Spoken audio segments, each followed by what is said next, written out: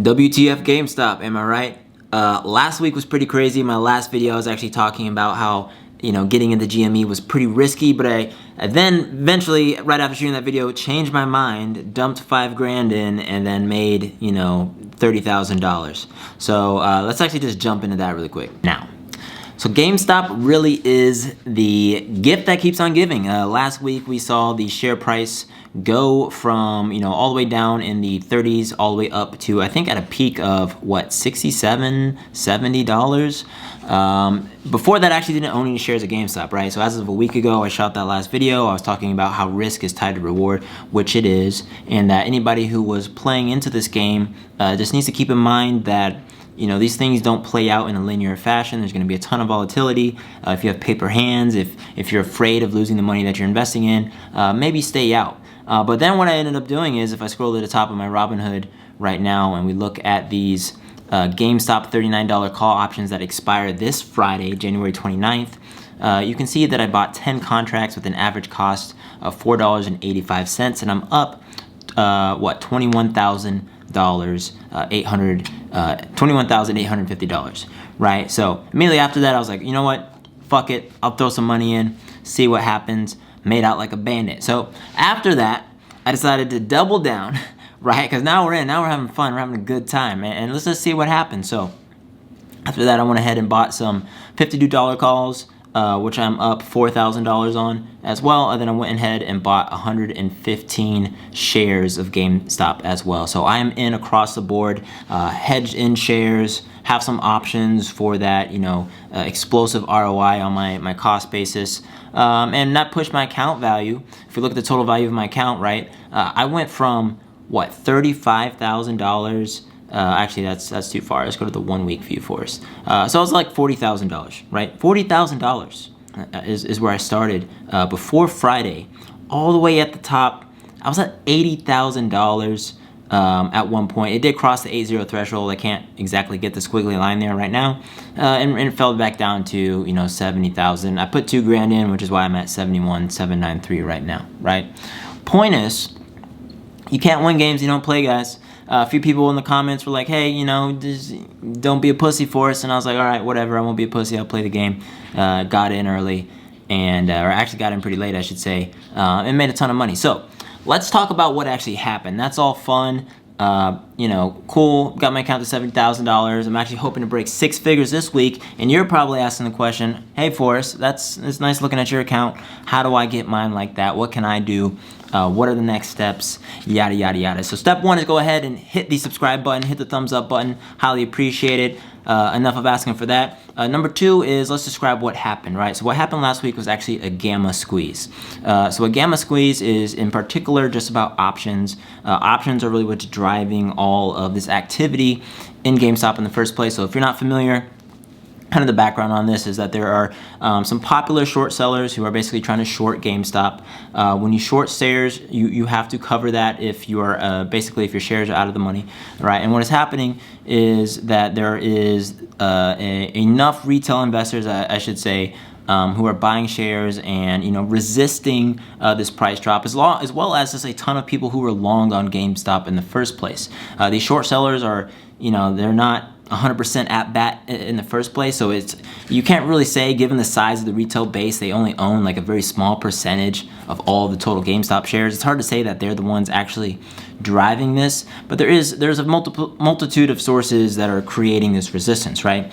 And this created a gamma squeeze last Friday. There are a ton of people who went super in depth into this, but let's talk about what the Greeks are on options, right? So you have options, so you have some contract like the one that I bought, the January 29th $39 call, right? It expires on a date. There's a few ways that we measure options activity or describe them and their price, right? One is delta. Delta is basically the ratio of if the price of the underlying asset goes up by $1, what percentage does the value of this contract go up? So a delta of 0.8 would mean that every $1 that it goes up by 80 cents, right? And then there's something called a gamma. Gamma is the rate of delta, right? So think of this as like speed and acceleration, which if you don't understand those, this isn't gonna help.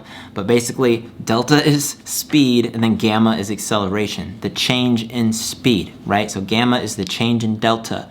These things are all loosely connected. So there's also something called intrinsic volatility. There's also something called theta. Theta is price decay, right? So as options get closer to expiration, they naturally depreciate because there's less time for them to move in whatever direction people want their bet to play out in, right? All of these things are affected by, let's just say, each other, right? It's very complicated. Go watch much longer YouTube videos if you want to understand how they work. Just understand that delta is related to, you know, what is the ratio between the stock price and this option price, and then gamma is the rate of change in delta, and theta is the decay of the value of that option. So what we had is a gamma squeeze. A gamma squeeze is basically, think about the rate of change in delta and how that affects speculators, right? So when people see a ton of activity in a stock, that makes them want to jump into the stock, right? Especially when you have options that are close to expiry because theta is changing. All of these things are hitting near their, you know, either 1 or 0, more or less, right? They're going towards their asymptotes. Not really asymptote in this case, but they're going towards these final values.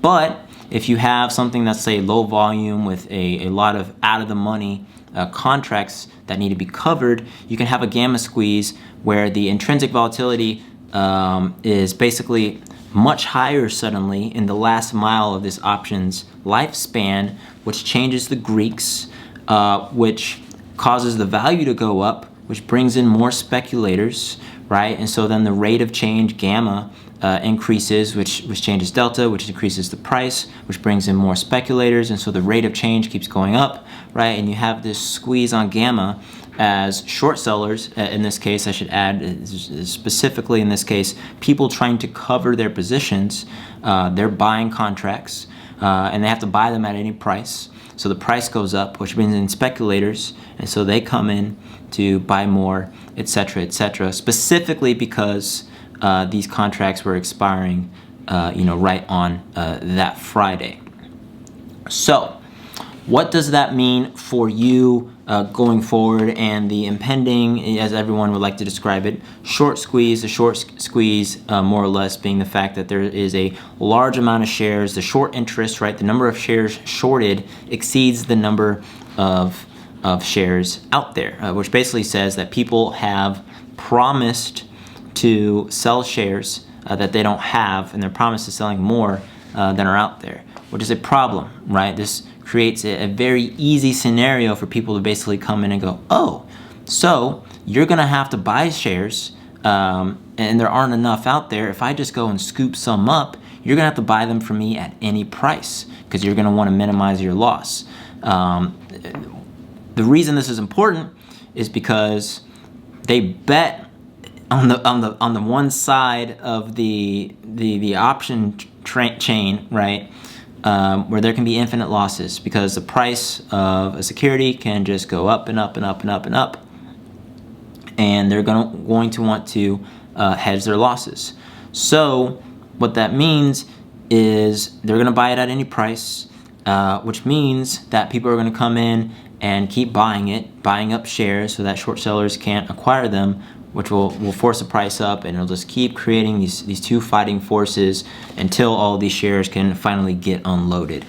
So if you want to get on this, there's two really important things. One, if you haven't yet, go ahead and hit the subscribe button, hit the fucking button, help me out. I've only got 129 subscribers, what the fuck? Number two, it's super risky.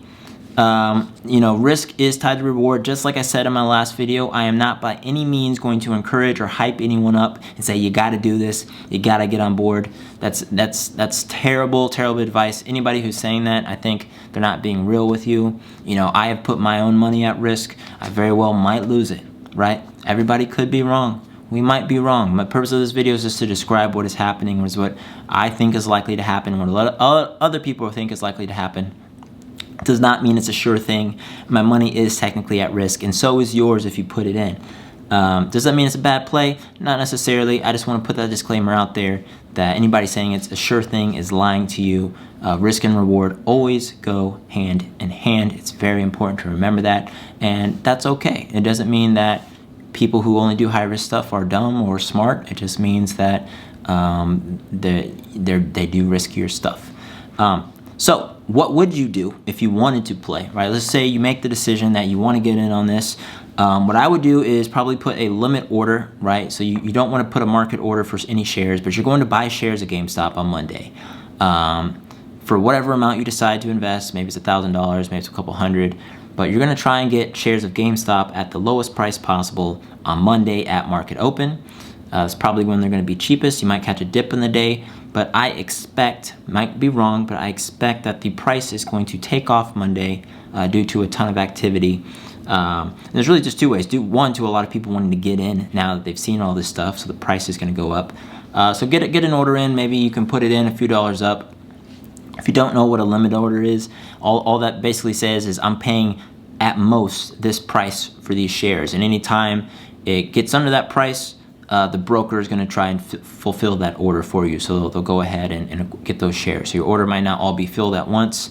With something like this, I really don't know what it's going to look like, guys. It's going to be tough to get in, honestly. You might not get in at $70. You might have to catch it on the upswing, which might be okay, right? If the squeeze does happen, there's plenty of upside there to be gained, but it could drop too. So I really don't know how long the price is going to stay around 70 on Monday. It might dip right at market open. I don't know. People might want to take some profits. That'd be weird, honestly, because I could have just taken those profits at market close on Friday. So very unlikely. I don't imagine people taking profits on Monday, especially since the next set of options is going to expire on Friday. So if anything, we're going to see the price explode or stay flat throughout the week with a huge, amount of volatility, price explosion at the end of the week. Either way, it's going to be pretty exciting. So if you do get in, you got to have diamond hands. This is not for, people who are risk averse or laymen. If you can't stomach seeing thousands of dollars come out of your account possibly at one point in the day and it go up and down, this is not for you. Stay away. You will get eaten alive. You'll lose money. Don't do it.